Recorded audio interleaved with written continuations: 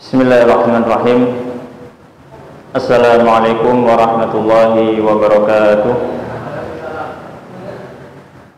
Alhamdulillah, wassalatu wassalamu ala rasulillah wa ala alihi wa ashabihi wa man sara ala najihi ila yaumil qiyamah. Ya ayyuhalladzina amanu taqullaha haqqa tuqatih wa la tamutunna illa wa antum muslimun. Wa ya ayyuhan nasu taqu rabbakum alladzi khalaqakum min nafsin wahidah wa khalaqa minha zawjaha wa batha minhuma rijalan katsiran wa nisaa'a wattaqullaha alladzi tasaaluna bihi wal arham innallaha kana 'alaikum raqiba. Amma ba'd. Allahumma alimna ma yanfa'una wanfa'na bima 'allamtana. Rabbana zidna ilma warzuqna fahma. Allahumma la ilma lana illa ma 'allamtana innaka antal alimul hakim. Wa tub 'alaina innaka antat tawwabur rahim. Ma'asyiral muslimin jamaah Masjid Ar-Raudhah rahimani wa rahimakumullah. Alhamdulillah, dalu menika Allah Subhanahu wa taala tasih maringi kula panjenengan sedaya nikmat kesehatan, nikmat waktu luang, nikmat hidayah, sehingga pada malam hari ini Allah Subhanahu wa taala mengizinkan kita untuk bermuajahah majelis dalam rangka menambah pengetahuan tentang agama Islam menika. Ma'asyiral muslimin jamaah rahimani wa rahimakumullah. Sebagaimana yang sudah tercantum di informasi kajian, bahwasanya tema kali ini insyaallah badhe bahas tentang tips ngaji dari Imam Asy-Syafi'i rahimahullah taala. Ini nanti sampai jam berapa? Jam pinten?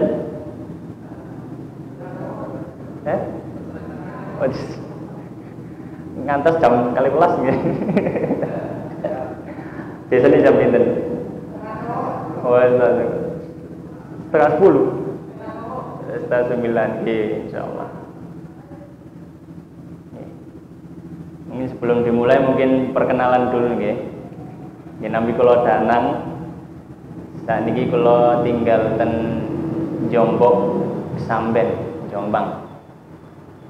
Aslinipun kula Mojokerto, cuma saat ini kula tinggal di Jombok di lingkup kompleks Masjid Al-Buruj.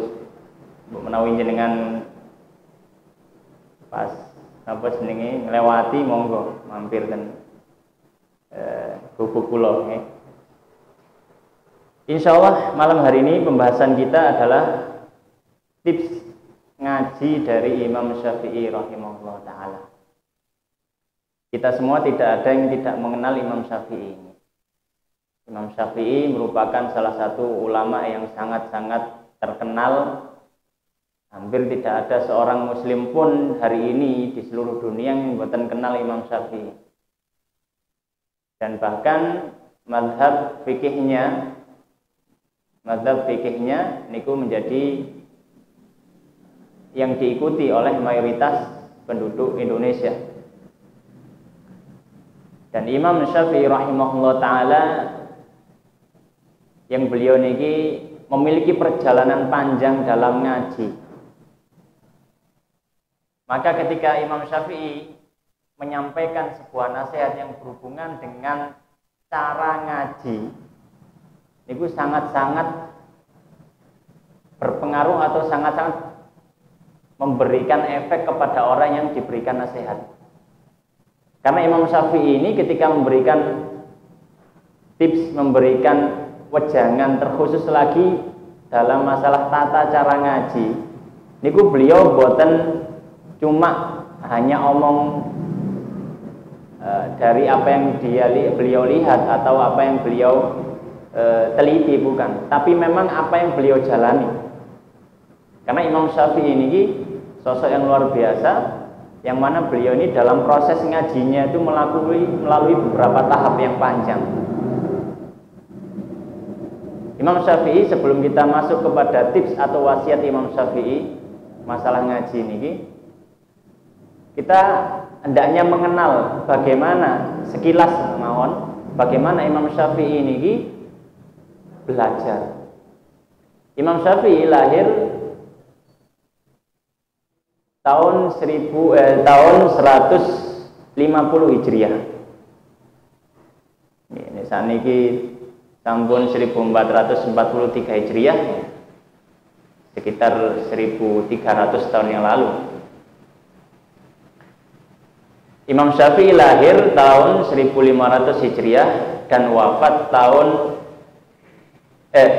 lahir tahun 150 Hijriah, wafat tahun 204 Hijriah.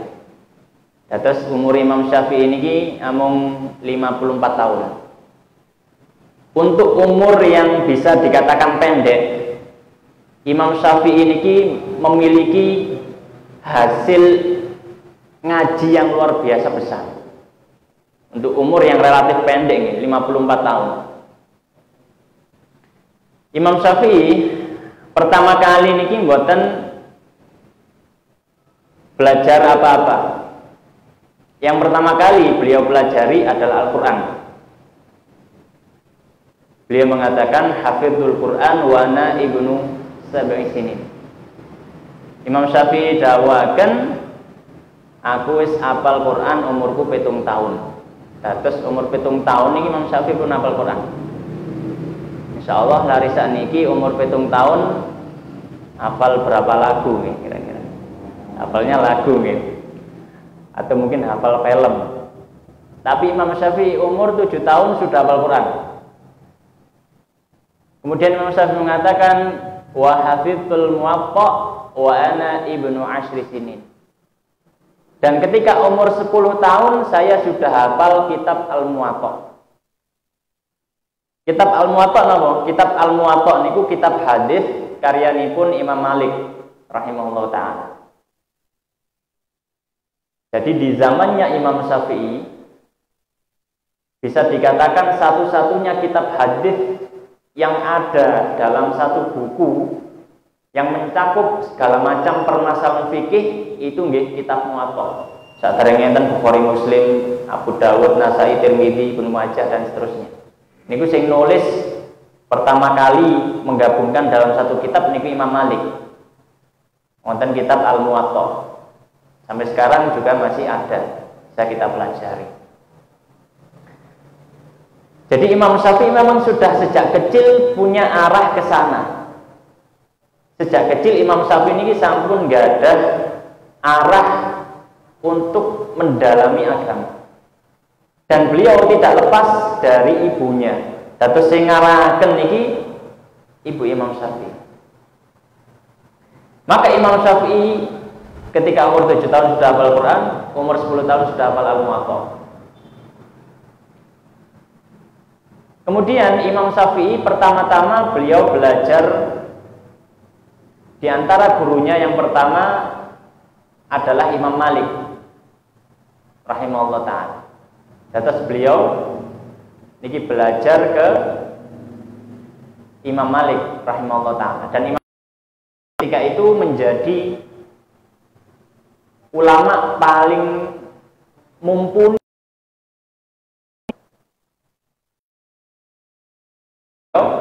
Belajar yang pertama kali beliau belajar dari Imam Malik. Beliau belajar dari Imam Malik. Beliau di sana karena madrasahnya Imam Malik ini madrasah hadis, maka di sana ya belajar hadis, ya. Kemudian membaca hadis, kemudian mengambil fikih dari hadis-hadis.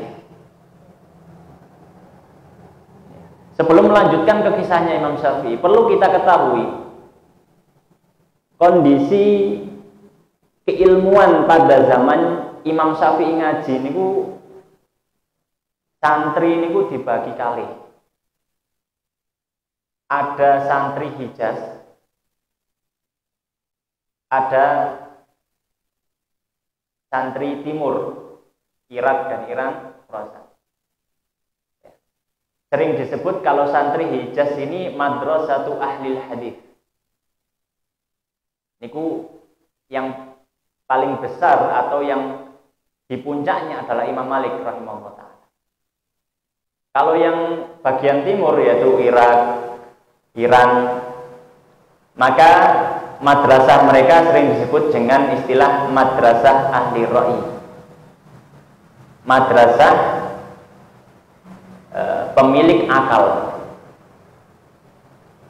Di puncaknya mereka adalah Imam Abu Hanifah rahimahullah ta'ala. Dua-duanya sama-sama ulama besar kaum muslimin. Imam Malik ulama di Madinah, Imam Abu Hanifah ulama di Irak.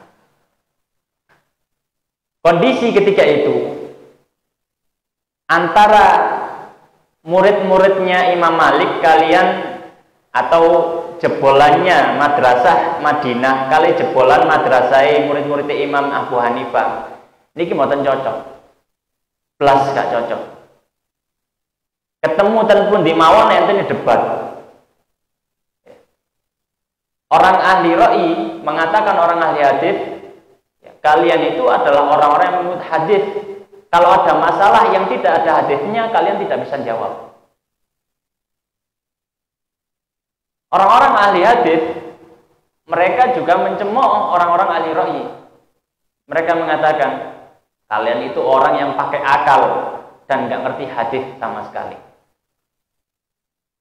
Jadi itu berseteru, bertengkar. Tan pun di mawon panggeng ini entene debat mawon, boten mari-mari.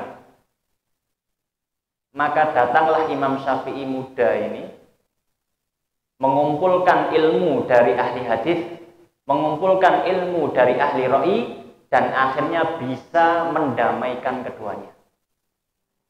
Atas umurnya ini tasik, ya, atau umurnya Imam Syafi'i hanya 54 tahun, tapi sudah bisa mendamaikan perseteruan ilmu atau intelektual Islam di zamannya. Bisa mendamaikan. Jadi yang ahli hadis wis aja loloan, aja ngelono ahli ra'i juga gitu. Sudah jangan ngololo. Karena sama-sama dibutuhkan. Kita butuh hadis karena itu adalah sumber dalil. Kita juga butuh akal karena ada permasalahan-permasalahan yang kita tidak ada hadis di situ, akhirnya kita menggunakan kias dan juga yang lain sebagainya. Jadi sudah, jangan kita bertengkar. Ma'asyiral muslimin jamaah rahimani wa rahimakumullah. Kembali ke Imam Syafi'i. Ketika Imam Syafi'i di Madinah, maka beliau pun belajar kepada Imam Malik. Maka karena Imam Malik niki adalah imamnya madrasah ahli hadis, ya tentu Imam Syafi'i akhirnya menguasai hadis. Ketika sudah selesai di Madinah, Imam Syafi'i berangkat ke Baghdad. Ketika ke Baghdad, Baghdad ini ibu kota Irak nih, tempat atau markasnya Ahlul Ra'i. Dalam tanda kutip markas musuhnya. Berangkat ke sana, ya, ternyata qadarullah tidak bisa menemui Abu Hanifah, Imam Abu Hanifah. Soalnya Imam Abu Hanifah sampun sedo. Dan yang menggantikan Imam Abu Hanifah adalah muridnya, ya, Muhammad bin Hasan rahimahullah taala. Atas gurune napa jenenge Imam Abu Hanifah ketika sedo terus digantikan kalian Muhammad bin Hasan. Ketika Imam Syafi'i ke Baghdad, maka Imam Syafi'i pun belajar lagi kepada Muhammad bin Hasan, yang mana Muhammad bin Hasan ketika itu adalah sebagai pemimpin madrasah Ahlul Ra'i di zamannya. Maka Imam Syafi'i pun sempat berdialog dengan Muhammad bin Hasan, ya, sempat berdialog dengan Muhammad bin Hasan. Dan bahkan beliau mengkoreksi beberapa pendapatnya Muhammad bin Hasan disesuaikan dengan hadis. Dan beliau juga mengoreksi banyak sekali pendapat dari mazhab Hanafi dalam fikih. Dikoreksi. Ini tidak sesuai dengan hadis ini tidak sesuai dengan hadis ini. Makanya Imam Syafi'i juga dijuluki, salah satu julukannya adalah Nasirus Sunnah, penolong sunnah, penolong hadis. Kenapa? Karena dulu orang-orang ahli hadis ini, karena para ulama ahli hadis ketika itu sangat fokus sekali menghafal, karena zaman-zaman awal itu kan penulisan sangat jarang, maka mereka banyak menghafal hadis. Ketika ketemu permasalahan fikih yang tidak ada di dalam hadis, maka banyak dari mereka yang bertawakuf. Wallahu alam. Wallahu alam, kalau mboten ngertos jawabannya, saya nggak tahu jawabannya. Wallahu alam. Akhirnya menjadi bahan ejekan untuk ahli ra'yi. Lihat ahli hadis, kalau ada masalah yang keluar dari atau nggak ada yang dihafal dari hadis, mereka nggak akan tahu. Soalnya mereka nggak pakai akalnya. Maka Imam Syafi'i datang memberikan pencerahan kepada ahli ra'yi.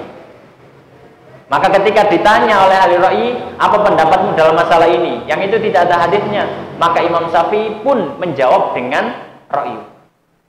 Tapi ra'yu yang sesuai dengan hadis. Akhirnya Imam Syafi'i bisa mendamaikan antara kedua belah pihak. Jadi Imam Syafi'i ini belajar ya, kepada ulama kenamaan atau ulama ahli hadis di zamannya Imam Malik, dan juga beliau juga belajar belajar dari Muhammad bin Hasan, yang mana beliau adalah murid dari Imam Abu Hanifah. Jadi Imam Syafi'i ini belajar kepada dua orang yang memang menjadi bintang dalam masalah ilmu, khususnya fikih. Maka ketika di Baghdad pun Imam Syafi'i sudah memiliki murid. Ketika di Baghdad, Imam Syafi'i sudah memiliki murid. Di antara murid-murid Imam Syafi'i ketika di Baghdad itu adalah Imam Ahmad bin Hambal. Imam Ahmad bin Hambal itu yang akhirnya pada hari ini mazhab fikihnya adalah mazhab Hambali, yang banyak diikuti oleh masyarakat di Saudi Arabia. Kalau Indonesia Syafi'i, kalau Hanafi biasanya ke arah-arah India, Rusia itu Hanafi. Kalau Maliki di Maroko biasanya Maliki. Termasuk yang belajar kepada Imam Syafi'i ketika di Baghdad itu adalah Imam Ahmad bin Hambal. Dan banyak imam-imam yang lain yang belajar ketika di Baghdad kepada Imam Syafi'i. Dan akhirnya pun ketika Imam Syafi'i pindah ke Mesir, maka beliau memperbarui apa yang sudah pernah diajarkan di Baghdad. Dados ten Baghdad niki Imam Syafi'i belajar plus ngajar. Jadi makanya kalau dalam mazhab Syafi'i ada istilah qaul qadim, qaul jadid. Ada pendapat Imam Syafi'i yang lama, ada pendapat Imam Syafi'i yang baru, diperbarui. Kalau yang lama ini berarti Imam Syafi'i tasih ten Baghdad. Kalau yang baru berarti Imam Syafi'i sampun ten Mesir. Maka ma'asyiral muslimin jamaah rahimani wa rahimakumullah, ketika pindah ke Mesir, maka di sana Imam Syafi'i sudah mulai fokus belajar, fokus mengajar. Tapi meskipun beliau sudah mulai fokus mengajar, beliau mengatakan bahwasanya saya sangat menyesal ketika sampai Mesir, ternyata saat itu salah satu ulama besar di Mesir sudah wafat. Kalau seandainya ketika saya datang hari ini saat itu masih hidup, saya pasti akan duduk di majelisnya. Dados Imam Syafi'i ini cara pun dados ustadz, dados syekh, dados kiai niku tasik mburu ilmu. Boten mandek. Jadi bukan berarti ketika beliau sudah mulai mengajar, beliau sudah ya wis mandek, sinaune wis mandek, boten. Imam Syafi'i masih terus mengajar dan juga belajar. Maka Imam Syafi'i ketika di Mesir, beliau hanya hidup sekitar 4 tahun ketika di Mesir, dan 4 tahun itu cukup bagi beliau untuk memperbarui seluruh pendapatnya yang beliau rasa salah ketika di Baghdad dan sebelumnya. Jadi selama 4 tahun beliau memperbarui pendapat-pendapatnya. Dan kitab-kitab atau hasil ilmu dari Imam Syafi'i ketika di Mesir itu banyak, sampai hari ini alhamdulillah banyak yang masih ada manuskripnya dan dicetak, seperti contohnya kitab Al-Um. Ada juga Mukhtasar Al-Muzani. Muzani niku muridé Imam Syafi'i. Imam Muzani niku nek ngaji mboten meneng. Murid-muridnya Imam Syafi'i itu kalau ngaji, mereka bawa catatan, Imam Syafi'i ngomong ditulis. Semuanya ditulis.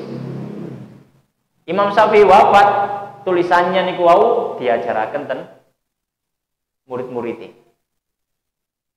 Maka muncul dua mukhtasar yang terkenal, namanya ada Mukhtasar Al-Muzani, ada namanya Mukhtasar Al-Buwaiti. Al-Buwaiti niki muridnya Imam Muzani, Al-Buwaiti ini muridnya Imam Syafi'i, dan Al-Muzani juga muridnya Imam Syafi'i. Jadi kitabnya Imam Buwaiti dan Imam Muzani ini adalah hasil dari apa yang disampaikan oleh Imam Syafi'i pas ngaji. Dan Imam Syafi'i sendiri punya kitab juga, namanya kitab Al-Um, kita sudah sering mendengar. Nah, kitab Al-Um itu juga yang nulis juga muridnya. Makanya kalau dalam kitab Al-Um itu kita sering dapatkan qala Syafi'i. Padahal itu tulisannya Imam Syafi'i lah kok. Imam Syafi'i nulis qala Syafi'i, berkata Imam Syafi'i. Karena yang nulis itu adalah muridnya Rabi bin Sulaiman.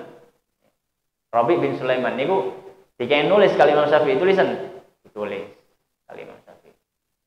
Akhirnya jadilah kitab Al-Um. Padahal awal mulanya Rabi bin Sulaiman ini murid sing paling angel di urui.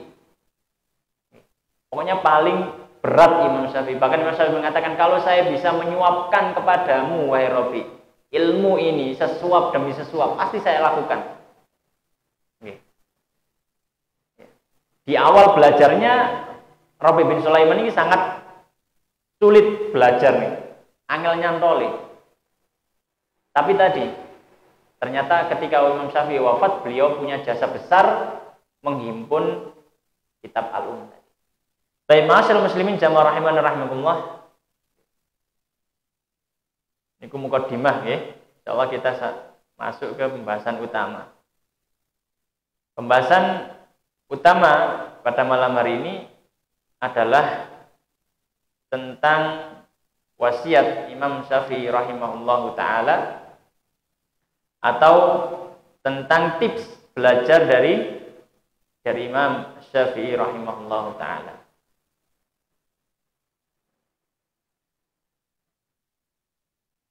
Ma'asyiral muslimin jamaah rahimani wa rahimakumullah. Imam Syafi'i rahimahullah ta'ala itu punya pandangan sendiri dalam masalah ilmu. Imam Syafi'i punya pandangan tersendiri dalam masalah ilmu. Di mana Imam Syafi'i rahimahullah ta'ala beliau mengatakan, kullul ulumi siwal qur'ani mashghalatun illal haditha wal fiqha fid din wal ilmu ma kana fihi haddatsana wa ma siwa dzaka waswasus syayatin. Jadi yang akan kita sampaikan insyaallah dari syairnya Imam Syafi'i. Imam Syafi'i rahimahullah ta'ala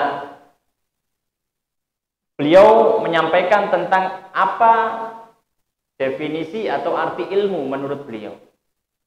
Maka Imam Syafi'i rahimahullah ta'ala mengatakan, kullul ulumi siwal qur'ani mashghalatun. Setiap ilmu yang itu selain Al-Qur'an hanyalah kesibukan belaka. Maksudnya manfaatnya tidak begitu besar. Manfaatnya mungkin hanya terbatas dunia, tapi tidak sampai akhirat. Maka Imam Syafi'i mengatakan, kullul ulumi siwal qur'ani mashghalah. Setiap ilmu selain Al-Qur'an, maka dia itu menyibukkan. Kecuali illal hadith, kecuali ilmu hadith wal fiqha fid din, dan juga fikih dalam agama. Fikih dalam agama. Wal ilmu ma kana fihi haddatsana. Dan ilmu itu adalah apa-apa yang di dalamnya ada kata haddatsana. Haddatsana ini kenapa? Haddatsana ini artinya menceritakan kepada kami. Maksudnya apa? Jadi ilmu itu adalah apa yang kita riwayatkan. Cara sakniki niku ilmu itu ada referensi. Kita dapatnya dari mana? Ada referensi yang jelas. Kenapa kok harus ada referensi? Karena itu amanah ilmiah. Disebutkan referensinya dari mana? Kamu mengatakan ini hadis, mana referensinya? Mengatakan ini Quran, mana referensinya? Perkataan ulama ini, mana referensinya? Kemudian Imam Syafi'i mengatakan wa ma siwa dzaka, dan selain itu semuanya adalah was-was dari syaitan. Karena kalau tidak bisa menyebutkan dari mana asal kamu berkata demikian, maka bisa jadi itu berasal dari hawa nafsunya, berasal dari dirinya sendiri, tanpa dia belajar kepada guru atau tanpa dia merujuk kepada referensi. Maka di sini Imam Syafi'i rahimahullah menyebutkan tentang 3 ilmu yang penting menurut Imam Syafi'i, terkhusus lagi dalam ilmu agama. Yang pertama ilmu Quran, yang kedua ilmu hadis, yang ketiga ilmu fikih. Mungkin akan menjadi pertanyaan bagi kita, loh, terus bagaimana kalau ilmu dunia? Apakah ini juga termasuk waswasu syayatin? Karena Imam Syafi'i tadi mengatakan wa ma siwa dzaka waswasu syayatin. Yang selain itu berarti waswas setan. Maksud Imam Syafi'i tadi adalah bukan seluruh ilmu dari yang tidak termasuk 3 ilmu termasuk waswas syaitan, bukan. Dan waswas syaitan adalah yang tadi tidak menyebutkan asal hadisnya, ya, tidak menyebutkan referensinya. Itu termasuk waswas syaitan. Kenapa? Karena bisa jadi dia tiba-tiba dapat bisikan, akhirnya disampaikan, ya, menjadi syariat. Nah, ini tidak benar. Dapat mimpi kemudian jadi syariat. Nah, ini tidak benar. Akan tetapi Imam Syafi'i juga tidak memandang rendah masalah ilmu dunia. Makanya Imam Syafi'i mengatakan dalam perkataan beliau yang lain, beliau mengatakan al-ilmu ilman. Ilmu itu ada 2. Beliau mengatakan al-fiqhu fid din wa tibbu lid dunya. Atau kama qala rahimahullah. Ilmu itu ada 2. Yang pertama adalah ilmu fikih dalam masalah agama, dan yang kedua adalah ilmu kedokteran dalam masalah dunia. Karena semuanya atau dua-duanya ini sama-sama mengobati. Kalau ilmu fikih itu mengobati ketidaktahuan dalam beribadah, kalau ilmu kedokteran mengobati rasa sakit yang ada pada tubuh. Maka dari sini kita tahu Imam Syafi'i tidak menafikan seluruh ilmu. Ilmu dunia juga penting, ya, ada manfaatnya. Tapi tentu dengan catatan ilmu-ilmu yang memberikan manfaat. Ilmu-ilmu yang memberikan manfaat seperti dokteran, ya, seperti ilmu-ilmu yang lainnya, seperti pertukangan, pertanian, itu kan memberikan manfaat. Baik, ma'asyiral muslimin jamaah rahimani wa rahimakumullah. Maka Imam Syafi'i rahimahullah ta'ala pun memberikan wasiat, memberikan tips. Ketika ngaji niku persiapane napa mawon. Imam Syafi'i mengatakan dalam bait syairnya, beliau mengatakan akhi la tanalul ilma illa bisittatin sa'unbika an tafsiliha bibayani dzaka'un wa hirsun wa ijtihadun wa bulghah wa suhbatu ustadzin wa tulu zamani. Imam Syafi'i rahimahullah ta'ala beliau memiliki banyak syair. Beliau juga ahli dalam ilmu syair, tapi beliau tidak fokus di situ. Tapi beliau banyak bersyair. Bahkan dikumpulkan oleh para ulama, digabungkan dalam satu kitab namanya, ya, diberi judul Diwan Syafi'i. Diwan itu kumpulan syair-syair yang berada dalam satu buku. Di situ dikumpulkan semua syairnya Imam Syafi'i. Maka di dalam diwan tersebut ada satu syair yang disebutkan, yaitu syair yang sudah kita baca tadi, yang berhubungan dengan tips atau cara dalam belajar atau ngaji. Imam Syafi'i mengatakan, "Akhi, saudaraku, la tanalul ilma, kau tidak akan bisa dapat ilmu illa bisittatin, kecuali dengan 6 hal. Sa'unbika, aku akan beritahukan kepadamu an tafsiliha, secara detail, bibayani, dengan penjelasan berikut."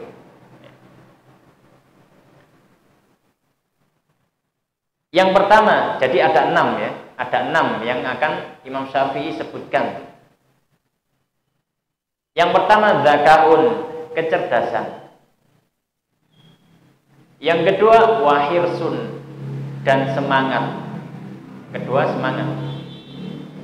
Wajtihadun, yang ketiga, sungguh-sungguh. Wabulghatun, dan yang keempat adalah punya bekal, gadah bondo. Yang kelima, wasuhbatu ustadin, dan menemani guru. Dalam artian gadai guru. Sinau dan guru. Waktu yang terakhir, waktu zamani, dan waktu yang panjang. 6 kunci ini diberitahukan oleh Imam Syafi'i rahimahullah ta'ala sesuai dengan apa yang sudah beliau praktekkan. Jadi Imam Syafi'i sendiri itu memang sudah mempraktekkan ini. Jadi 6 hal ini merupakan tips supaya kita itu sukses dalam ngaji. Kalau kita tidak bisa melaksanakan salah satu atau salah 2 dari 6 hal ini, ya jangan diharapkan kita mendapatkan ilmu yang baik atau yang banyak. Maka insya Allah pada kesempatan kali ini kita akan jelaskan satu persatu dari bait Imam Syafi'i rahimahullah ta'ala ini. Maka di sini tips yang pertama disematkan oleh Imam Syafi'i rahimahullah ta'ala ketika ngaji adalah zakaun. Seorang itu punya kecerdasan. Nah, niki untung-untungan nggih. Atas mboten saya tiyang nggak ada kecerdasan. Memang ini untung-untungan. Jadi kalau misalkan orang itu cerdas, ya maka insya Allah dia lebih cepat untuk menangkap pelajaran. Ya. Tapi kalau misalkan orang itu tidak cerdas, bisa diupayakan untuk belajar terus. Jadi bukan berarti kalau misalkan orang itu tidak cerdas berarti dia tidak dapat ilmu sama sekali, bukan. Tapi orang yang cerdas memiliki keutamaan dan kelebihan untuk lebih unggul dibandingkan yang lain.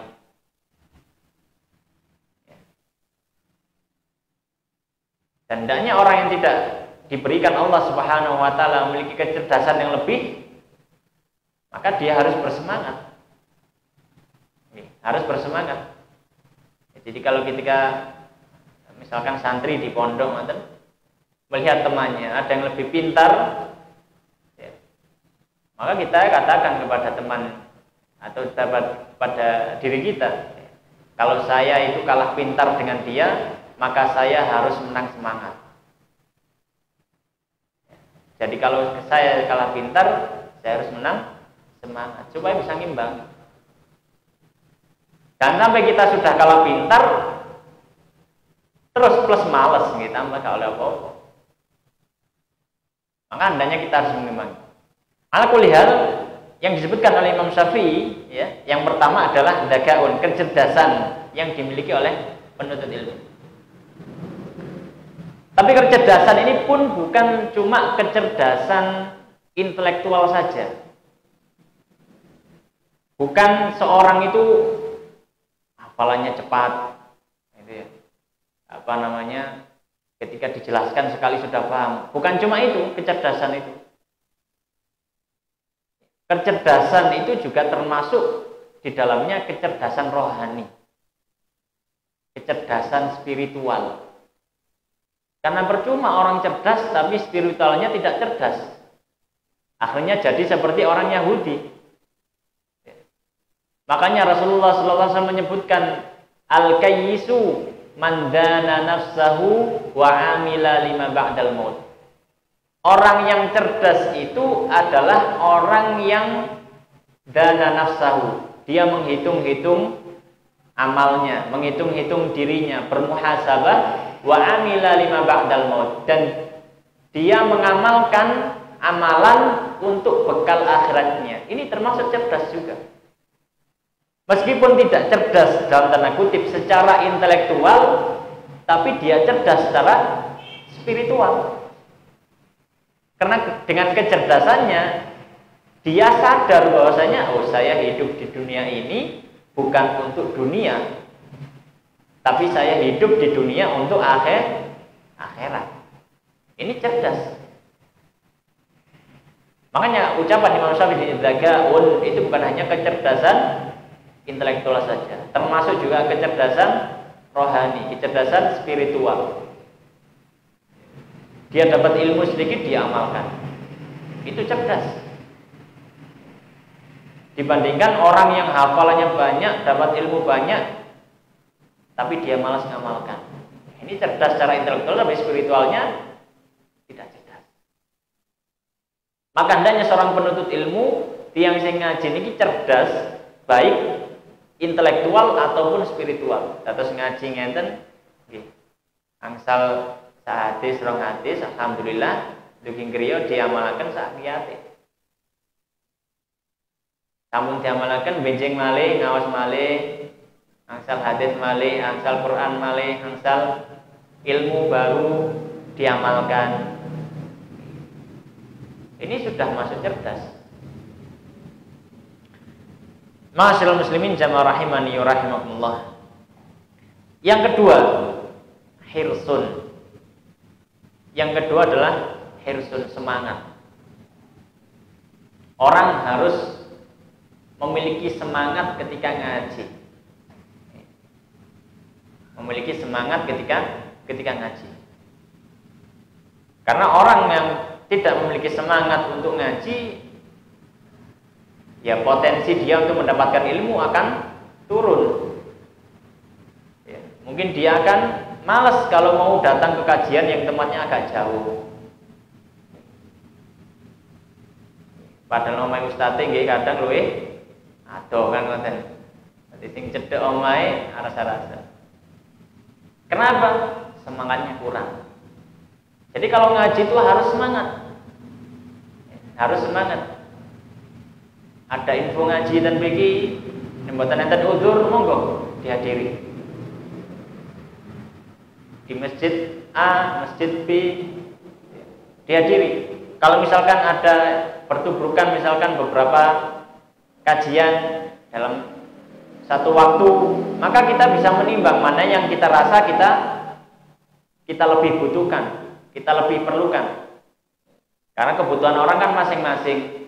Ya, kebutuhan orang kan masing-masing. Misalkan sampun berumah tangga, kok ketepaan wau siang niki sempat cekcok dengan istrinya. Sore-sore enten info kajian. Manajemen konflik rumah tangga. Wah, cocok nih. Enten info malih. Info malih misalkan kajian cara berwudu misalkan. Waktunya sama. Tapi kita lebih butuh kepada yang pertama tadi. Kenapa? Karena ketika itu kita sedang menghadapi permasalahan itu. Nah, berarti cocok nih kajian manajemen konflik dalam rumah tangga. Rono. Supaya bisa diselesaikan urusannya dengan istrinya tadi atau dengan keluarganya tadi. Makanya ketika ada beberapa info kajian, maka kalau misalkan itu berbarengan, maka kita bisa pilih yang mana yang kiranya kita lebih perlu, lebih butuh. Maka seorang yang menuntut ilmu agama, belajar ilmu agama, ngaji, hendaknya memiliki semangat, hendaknya memiliki semangat. Dan Rasulullah Shallallahu Alaihi Wasallam bersabda dalam hadis yang sahih, ihris ala ma yanfa'uk, wala ta'jaz. Ihris, semangatlah atas perkara yang bermanfaat kepadamu. Ini perintah dari Kanjeng Nabi Shallallahu Alaihi Wasallam supaya kita itu bersemangat untuk segala macam perkara yang bermanfaat untuk kita. Baik itu manfaat dunia ataupun akhirat. Tapi hendaknya akhirat lebih didahulukan kalau misalkan bertabrakan dengan dunia. Wal akhiratu khairun wa abqa. Akhirat niku lebih baik dan lebih kekal. Intinya adalah Nabi sallallahu alaihi wasallam menganjurkan, memerintahkan kepada kita semua untuk semangat dalam perkara yang bermanfaat. Jadi orang muslim itu harus produktif, jangan malas. Wala ta'jaz. Maka Rasulullah kemudian menyebutkan, dan jangan kamu lemah. Jangan kamu lemah. Kemudian yang ketiga, tips yang disampaikan oleh Imam Syafi'i yang ketiga adalah wajtihadun, dan bersungguh-sungguh. Ngaji ini temenan. Ngaji ini apa? Temenan. Tidak bermain-main. Tidak bermain-main. Jadi ketika datang kajian, misalkan kajiannya taruhlah kajian kitab gitu ya, kitab nopo ngoten. Kalau misalkan kita bisa berbahasa Arab, ya afdal kita beli kitabnya langsung. Kita bisa bahasa Arab, kita beli kitabnya, setiap kali ngaji kita catat, ya. Kita berikan catatan dan kitab niku.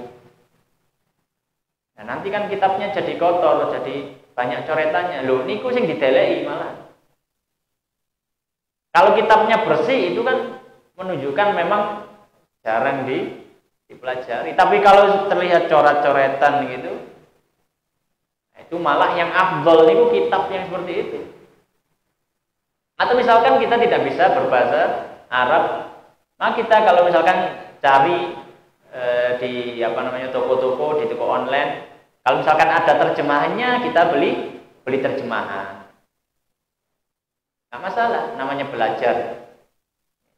Kemudian juga termasuk bentuk kesungguhan adalah mencatat apa yang disampaikan, poin-poinnya. Ini termasuk juga kesungguhan dalam ngaji atau dalam belajar. Supaya memang ilmu itu bisa tersimpan. Oleh karena dalam satu syair disebutkan al-ilmu saydun wal kitabatu qaiduhu. Ilmu niku ibarat seperti hewan buruan. Wal kitabatu, dan menulis itu adalah sayyidu, wal kitabatu qaiduhu, dan menulis itu adalah cara menangkapnya. Qayyid sayyidaka bihablin wathikin, maka ikatlah hewan buruanmu dengan tali yang kuat. Maka hendaknya ketika kita belajar, kita kalau bisa mencatat, maka kita catat apa yang bisa kita catat. Itu sebagai wujud kita mengikat ilmu.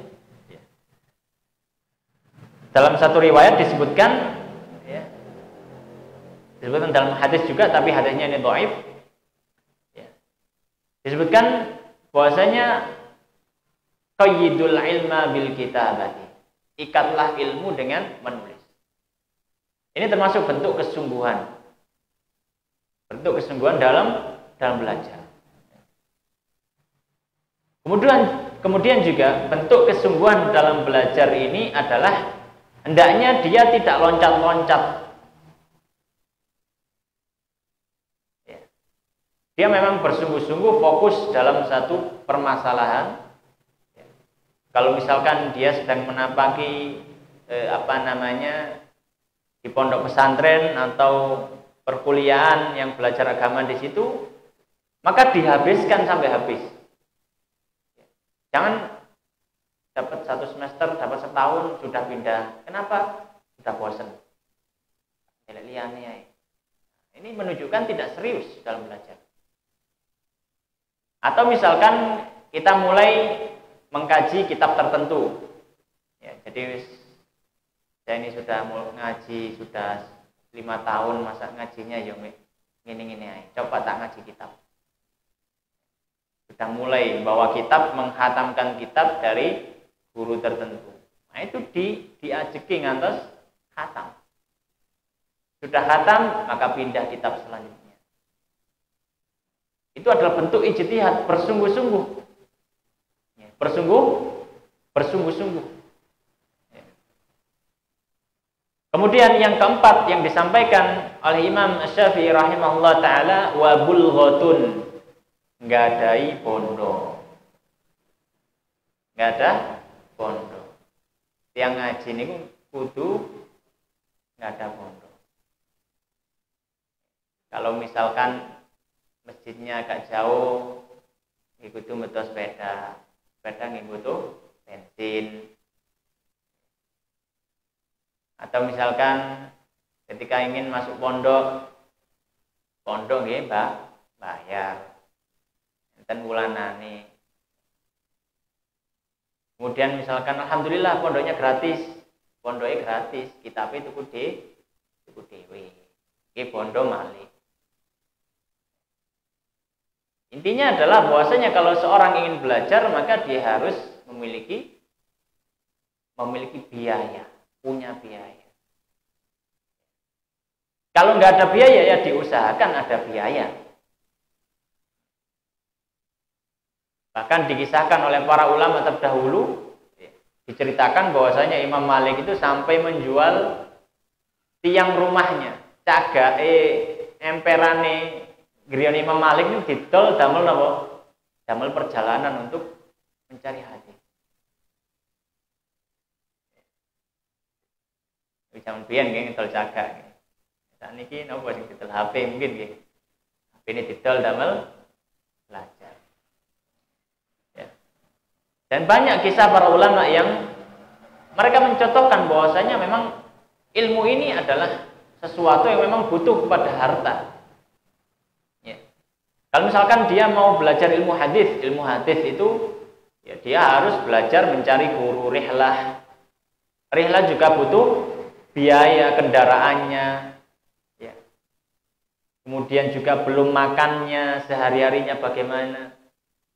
Maka mau nggak mau memang harus ada biaya yang dikeluarkan. Sedikit atau banyak memang harus ada biaya yang dikeluarkan. Ya minimal adalah biaya untuk beli buku. Kalau misalkan seorang itu adalah seorang yang belajar di pesantren misalkan, minimal biaya untuk beli buku. Bulghatun. Yang keempat adalah kunci atau tips dalam ngaji, dia harus memiliki bekal. Dia harus memiliki bekal. Nah terkadang ya, sebenarnya kita memiliki bekal, ya, tapi kita juga memiliki alasan. Kadang-kadang. Aslinya dia akan dia aslinya enten. Cuma karena kita mungkin beralasan dengan ini lebih penting, ini lebih mendesak, ini lebih diutamakan. Akhirnya ya bekal untuk belajar tadi ya, dimasukkan nomor urutan kesekian. Maka hendaknya ketika seorang memang sudah mantap untuk belajar, ya, maka dia tetap upayakan untuk memiliki harta yang bisa dia infakkan untuk belajarnya. Kemudian yang kelima, wasuhbatu ustadin. Wasuhbatu ustadin, dan menemani guru. Dalam artian ini nggadai guru. Boten belajar piyambak. Start awal orang harus punya guru. Start awal dalam jenis ilmu apapun. Misalkan dia belum pernah belajar hadis. Untuk pertama kali belajar hadis dia harus belajar ke guru dulu. Jangan cuma mungkin modal dia sudah bisa bahasa Arab, Dia akhirnya baca kitab aja. Kemudian dia langsung belajar dari buku. Padahal dia belum pernah sama sekali mempelajari ilmu hadis dari seorang guru. Atau mungkin belajar ilmu tafsir hanya berbekal dengan berbahasa Arab, kemudian dia langsung belajar tafsir dari kitab. Maka kata Imam Syafi'i itu tidak akan berhasil. Makanya pepatah mengatakan, man kana kitabuhu syaikhuhu fakana khata'uhu aktsaru min shawabihi. Orang itu kalau gurunya adalah bukunya, maka salahnya lebih banyak daripada benarnya. Kok bisa? Iya, karena buku itu tidak bisa memberikan penjelasan lebih lanjut. Buku itu kalau menyebutkan A, G, A. Paham gak paham, G kudu A. Nah, kita tahu dari mana bahwasanya A itu maksudnya adalah seperti ini, seperti itu. Ya kalau tidak ada guru ya tidak akan paham. Karena buku itu hanya menyebutkan kalimat-kalimat yang memang sudah paten, tidak bisa dirubah lagi. Yang bisa menjelaskan lebih lanjut adalah gurunya. Makanya pepatah mengatakan seperti itu. Kalau gurunya itu adalah bukunya, ya kesalahannya lebih besar daripada atau lebih banyak daripada benarnya. Makanya ketika kita belajar, upayakan kita belajar dari seorang guru. Taruhlah meskipun kita sudah mumpuni dalam berbahasa Arab misalkan.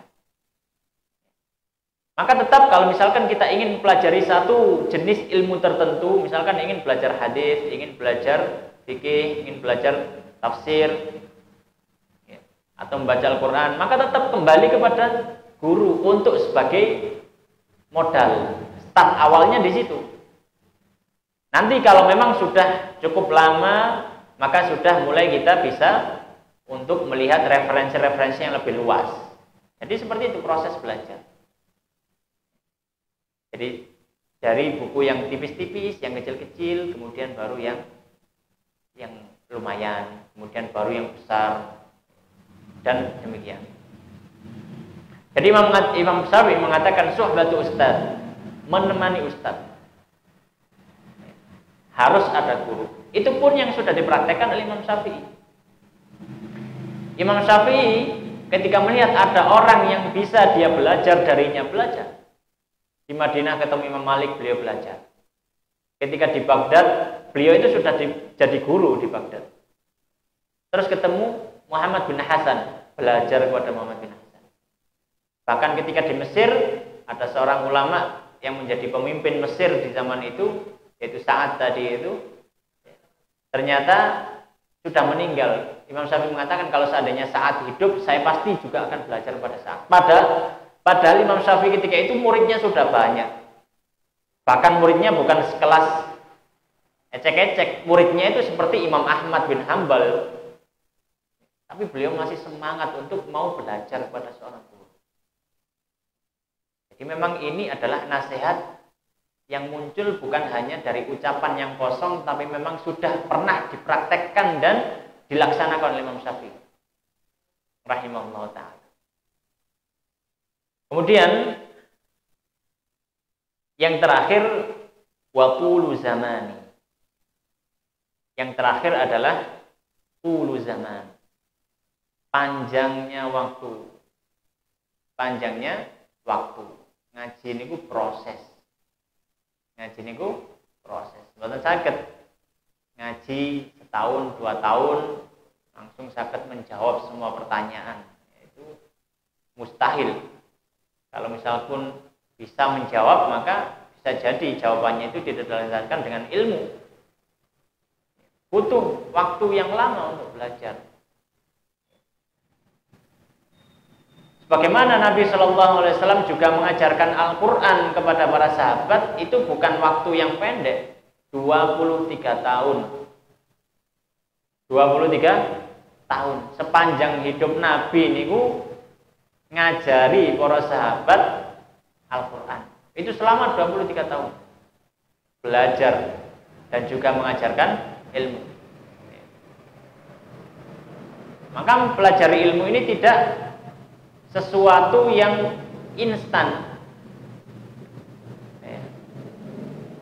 Meskipun di zaman yang serba instan hari ini, ya, tapi tetap waktu itu adalah suatu hal yang diperlukan untuk semakin dalam memahami ilmu. Maka tentu hendaknya kita berintrospeksi, kita melihat muhasabah.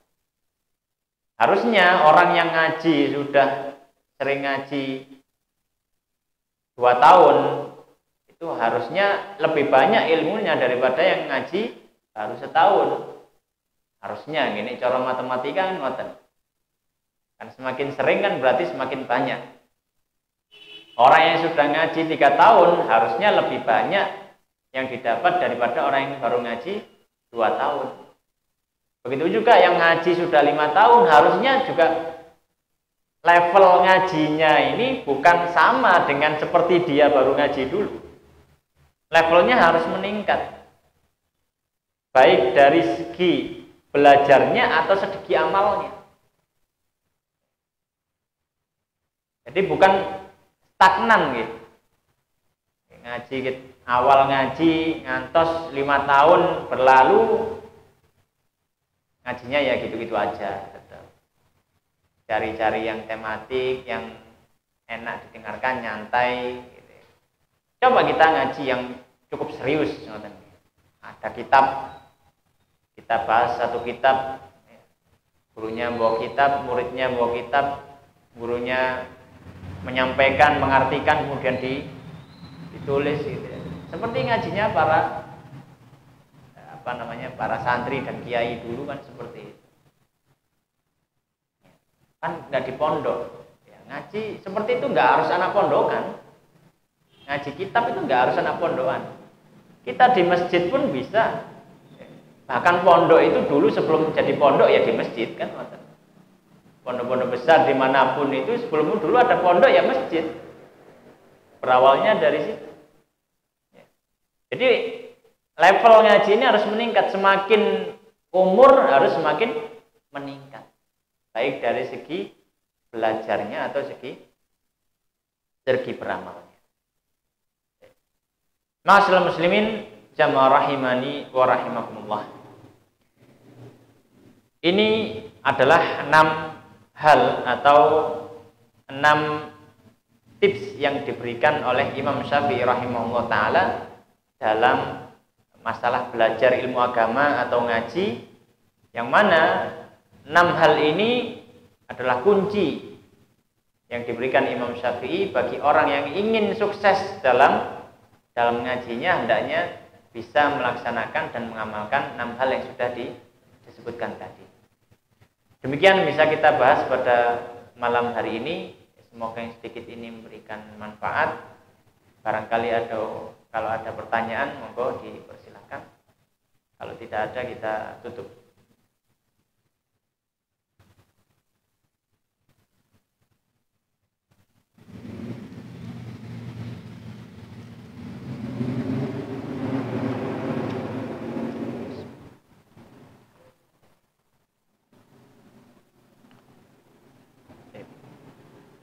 Kalau tidak ada, maka kita cukupkan sampai di sini.